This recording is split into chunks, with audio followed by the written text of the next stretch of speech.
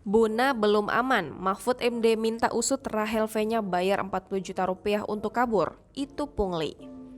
Kasus kaburnya selebgram Rahel V-nya dari karantina ditanggapi oleh Menteri Koordinator Bidang Politik, Hukum, dan Keamanan Mahfud MD. Rahel V-nya membayar seseorang sebesar 40 juta rupiah untuk bisa kabur dari karantina.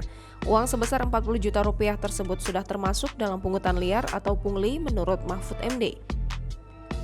Mahfud menambahkan pengusutan para oknum penerima uang dari Rahel V-nya ini dilakukan agar tidak kembali terjadi kasus serupa. Namun yang terpenting menurut Mahfud dalam kasus ini adalah adanya kesadaran moral yang dimiliki semua warga negara.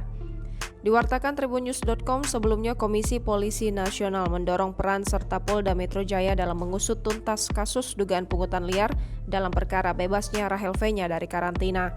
Diketahui dalam perkara ini, Rahel mengaku memberikan uang senilai 40 juta rupiah kepada protokoler Bandara Internasional Soekarno-Hatta bernama Ovelina untuk bisa bebas menjalani kewajiban karantina.